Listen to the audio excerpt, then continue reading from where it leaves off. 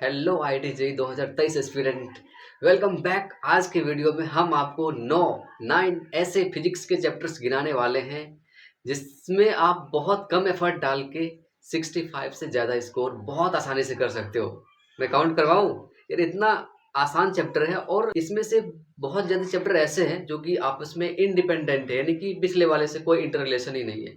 मतलब अगर आपने बिल्कुल भी तैयारी नहीं किया हो या फिर आपका तैयारी गंदा चल रहा है, देन अगर आप इन 9 चैप्टर को पढ़ लेते हो ना किसी तरह से एग्जाम से पहले, तो आपके 65 मार्क्स फिजिक्स में कोई नहीं रोक सकता है। फिजिक्स में टोटल 35 चैप्टर हैं, 35 चैप्टर्स हैं, समझ लीजिए। ये 50% से भी कम काम करके 60% से ज़्यादा स्कोर करिए।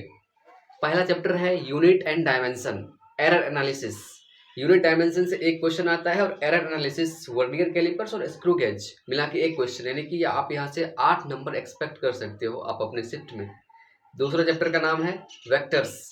बहुत आसान होता है, इसमें वेक्टर का जोड़ घटाव, डॉट प्रोडक्ट और क्रॉस प्रोडक्ट जान लो ना, 4 नंबर आपके झोले में है। तीसरा चैप्टर है ग्रेविटेशन। बहुत आसान है, आपने क्लास 9th में भी पढ़ के आए होंगे। और यहाँ पे कुछ फॉर्मूले होते हैं, कुछ अंडरस्टैंडिंग बिल्ड करनी होती है और 4 नंबर हर एक शिफ्ट में कोई रोकता ही नहीं, क्योंकि ये हमारे चारों ओर प्रेजेंट है। गुरुत्वाकर्षण नाम का एक बल इस धरती में, तो क्वेश्चन नहीं आएगा एनटीए में, जेईई मेन में ऑफकोर्स आएगा।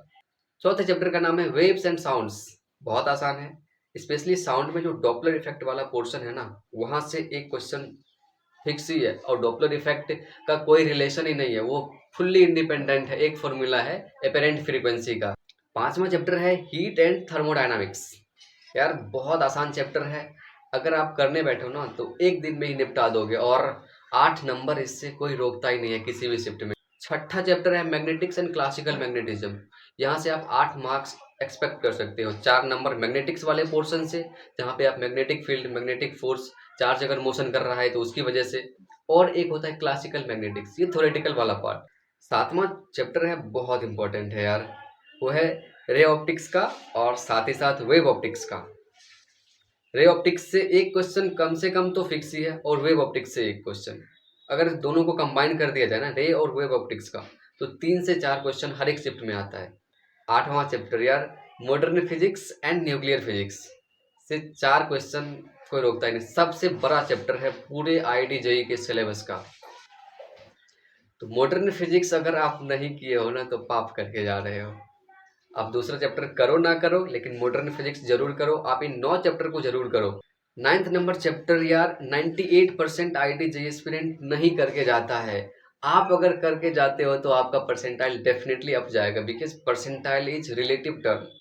Electromagnetic waves and communication system, chapter number 14 and chapter number 15 of NCERT class 12।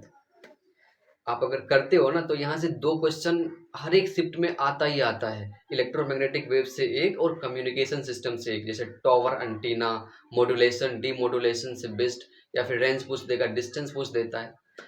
तो इस प्रकार से हमने आपको बता दिए 9 चैप्टर टोटल, और इस 9 चैप्टर से 65 प्लस मार्क्स के क्वेश्चन आते हैं। आप you can easily gather 65 plus score in JEE main 2023। अगर आपकी प्रिपरेशन डल भी चल रही हो ना, तो इस चीज़ को अपने टेबल के आगे चिपका लीजिए और एक एक करके किल करते जाइए।